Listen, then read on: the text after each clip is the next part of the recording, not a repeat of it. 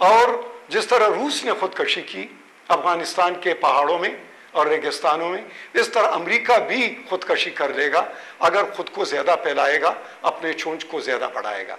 इस तरह इंडिया तो खैर बहुत छोटी ताकत है उसके लिहाज से, अगर वो भी इस तरह की कोई कोशिश करेगा ज़ोर से, ताकत से, और ज़्यादा वो खर्चा करेगा, तो वो भी खुद बैठ जाएगा अपने उस पर, क्योंकि वो इसको बर्दाश्त नहीं। साहब, दो थ्योरी अभी हमारे सामने आती है। एक थ्योरी ये सामने आ रही है कि अफगानिस्तान अमेरिका का कब्रिस्तान साबित होगा, जिस तरह दीगर पावर्स को शिकस्त हुई है इसी तरह अमेरिका को होगी। दूसरा नुकता नज़र यह है, देखें जी, अमेरिकी जो मैशत है उसको अफगानिस्तान से कोई नुकसान नहीं पहुँचता और अमेरिका कई दहाइयाँ अभी मजीद ये जंग लड़ सकता है। अमेरिका की मैशत ये नहीं होता कि बिल्कुल एक ख़ास वक्त में या एक ख़ास ब्रैकेट में आप उसको ये कह सकते हैं, लेकिन जो आलमी तौर पर जो रिसेशन का सिलसिला जारी है, एक तो ये है। दूसरी बात है कि वो खुद कह रहे हैं, जो उनके वाइस प्रेसिडेंट है बाइडेन, उसकी लॉबी जो है वो यही बात कह रही है कि हम इकनॉमिकली इस जंग को सपोर्ट नहीं कर सकते। अब हमारा सिर्फ सपोर्ट रोल होना चाहिए, कम्बिटेंट रोल नहीं होना चाहिए। खुद उनमें एक बहुत बड़ा यानी तजाद आ चुका है और एक बहुत बड़े वाइसेस जो कि वाइस प्रेसिडेंट के लेवल तक है वो बता रहे हैं कि नहीं। तीसरा, जॉन केरी भी ने भी कहा है कि पहले आप कहते हैं कि भाई लड़ो, हम लड़े, अब अमन का वक्त आ चुका है तो आप पॉलिटिकली हम इसको रिजॉल्व करें, तो हमें मौका दे दो ताकि इसको पॉलिटिकली। तो हाक्स जो है वो रफ्ता रफ्ता बैठ रहे हैं और जो डोज जो हैं वो ऊपर आ रहे हैं ताकि अमन की कुछ फाख्ता उड़े, और इन पर जो बोझ बन रहा है, क्या वियतनाम से जो निकले तो वो सिर्फ मिलिट्री पसपाई थी? नहीं, एक किस्म की इकनॉमिक पसपाई भी वो थी। और दूसरा, अफगानिस्तान में तो इराक की तरह तेल नहीं है कि वो तेल बेचकर अपना नुकसान पूरा कर देगा। इराक से तो उन्होंने तेल चोरी किया और उससे नुकसान पूरा किया। अफगानिस्तान के मिनरल निकालने के लिए तो एक बहुत बड़ा इंफ्रास्ट्रक्चर होना चाहिए, बहुत बड़ा अमन होना चाहिए, कम्युनिकेशन सिस्टम होना चाहिए, फिर आपके बहुत बड़े वर्किंग और सपोर्ट ग्रुप्स होने चाहिए, तो फिर वो हो सकता है। तो अफगानिस्तान से तो उनको सिवाय पत्थरों के और पहाड़ों के और रेगिस्तानों के और कार्पेसिस के, उनके अलावा तो कुछ मिलता नहीं। जो आप खुद वो कहते हैं ना कि जंग इसलिए लड़ी जाती है ताकि उससे अपने खर्चे को पूरा करे, पहले ये ख्याल होता था। अब मेरे ख्याल में अफगानिस्तान के लिहाज से ये काम। बट साहब, हम ये कहते हैं कि जमहूरियत है इस मुल्क, मगर हम ये देखते हैं कि कौमी असम्बली ने करारदाद मंजूर की है, दहशतगर्दी की पॉलिसी के हवाले से मुख्तलिफ नुकात पर मबनी है। उसके अलावा 2 मई का वाक़या हुआ, फिर करारदाद मंजूर की है, मगर हम ये देखते हैं उन करारदादों पर अमल दरामद नहीं होता। आप क्या समझते हैं कि अवाम की ये जो मुंतखब हुकूमत है, अपने आप को कहती है, कितना ज़रूरी है कि उस ऐवान के तकद्दुस को का मजरू ना हो, उसका तकद्दुस, उसके लिए ज़रूरी है कि इन करारदादों पर अमल दरामद हो? जहाँ तक करारदादों का ताल्लुक़ है तो यकीनन एक जमहूरी हुकूमत में पार्लियामेंट का ये हक़ है और उन्होंने अपने मुल्क के मफाद को देखते हुए इन नुकात को और इस करारदाद को मंजूर कराया। अब इस करारदाद को अमली जामा पहनाना है तो वो हुकूमत का काम है। अब हुकूमत के अंदर जो इदारे हैं वो इंटेलिजेंस एजेंसीज है, मिलिट्री और पैरामिलिट्री फोर्सेस है, ताकि उसके ज़रिए इस करारदाद के जो नुकात हैं, आम नुकात, उसको लागू किया जाए। अब उस पर क्यों नहीं हो रहा है, ये मैं कहता हूँ कि एक किस्म का अलमिया है, ये एक बहुत बड़ा तजाद और हम अपना एक कमज़ोर पहलू सामने कर रहे हैं।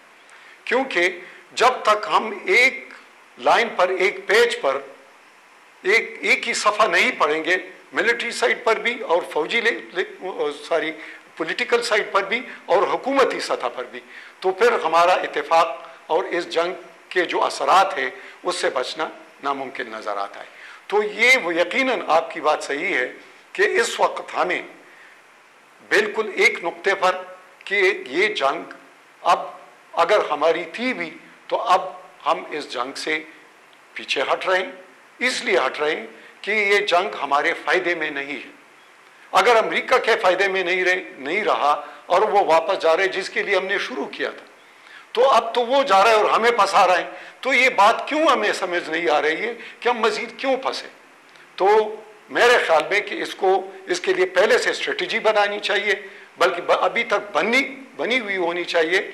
अगर वो किसी क्लोजेट, किसी अलमारी में है तो उसको उसकी डस्टिंग की जाए और उसको खोल लिया जाए और उस पर अमल किया जाए और उस पर इस तरह अमल किया जाए ताकि वो नजर आए। और मैं आपको यकीन दिलाता हूं कि अगर आज पाकिस्तान ये ऐलान कर दे कि ये जंग हमारी नहीं है और हम मजीद इस जंग को नहीं लड़ना चाहते और हम अपने खित्ते में अमन खुसूसन कबाइली इलाकों में लाना चाहते हैं, तो 3 महीने के अंदर अंदर यहाँ पर अमन कायम हो सकता है। वैसे साहब लोग कहते हैं देखें निकल जाएगा अगर अमेरिका यहाँ से अफगानिस्तान से तो बिल्कुल अमन और अमान कायम हो जाएगा। दूसरा नुकता नज़र ये है कि तालिबान का एक अपना एजेंडा है, तालिबान एक मखसूस स्कूल ऑफ थाट से ताल्लुक़ रखते हैं, उनका एक माइंड सेट है, वो उस वक्त तक चैन से नहीं बैठेंगे जब तक वो पाकिस्तान में मुकम्मल इक़्तिदार हासिल नहीं करेंगे, चाहे उनको कितना भी जो है खून बहाना पड़े। आप क्या समझते हैं कि अमेरिका निकल जाएगा तो इस खित्ते में अमन आ जाएगा या तालिबान की सरगर्मियाँ उसी तरह पुरतशद्दुद कार्रवाइयाँ जारी रहेंगी?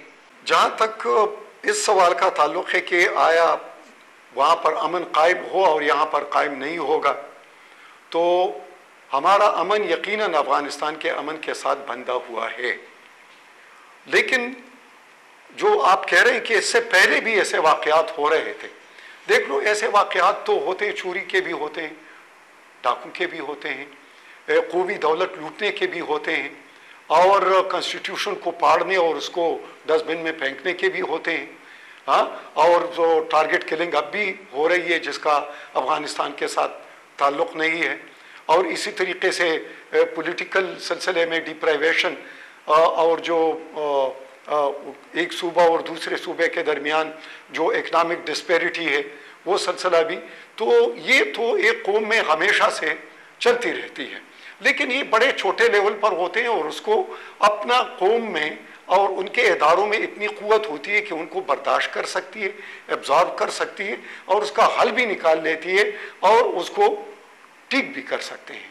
लेकिन इतने बड़े लेवल पर नो आर्म्स इंसरेक्शन था, न इंसर्जेंसी थी, जो कि बाद में हमारे यहाँ आई, और ये तब आई जब हमने कहना शुरू कर दिया कि जंग तो हमारी नहीं है, तो फिर उन्होंने कहा अच्छा हम आपका जंग इसको बना देते हैं। फिर सब आपकी बातों से ये महसूस होता है कि आप ये कह रहे हैं कि अगर अफगानिस्तान में अमन कायम हो गया, वहाँ पर एक ब्रॉड बेस्ड गवर्नमेंट कायम हो जी, तो इन दहशतगर्दी और इंतहा पसंदी वहाँ से भी ख़त्म होगी और उसके साथ यहाँ भी मुरतब होगी। यकीनी तौर पर मैं आपको ये भी, आप बिल्कुल जो क्रोनोलॉजी ऑफ इवेंट्स है उसको देख लें कि लाल मस्जिद से पहले कितने धमाके थे और लाल मस्जिद के बाद कितने धमाके, और ये कितने ज़ोर से फैला।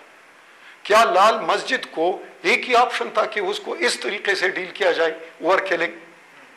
मतलब है कि अब उसके लिए एक तरीक़ेकार एक कौम में वही है ना जो इंडिया का था, अकाल था, भिंडरेवाला वाला वाक़या, इतना बड़ा उनका नुकसान हुआ। तो इस तरीके से हमारे सामने एक वाक़या था कि एक और भिंडरेवाला को हम न बनाते, और इसको मेरे ख्याल में एक हिस्से छो लेवल का मामला था जिसको एक बड़े लेवल पर, जो कि फॉरेन पावर भी उसमें इन्वॉल्व हो गई, और कंडोलीज़ा राइस रात को टेलीफोन करती है और प्रेसिडेंट को कहते हैं कि नहीं आप एक्शन ले, और वहाँ पर कमांडो एक्शन होता है, फिर फौज चला जाता है और फिर सारा जो मलबा है वो फौज पर आ जाता है।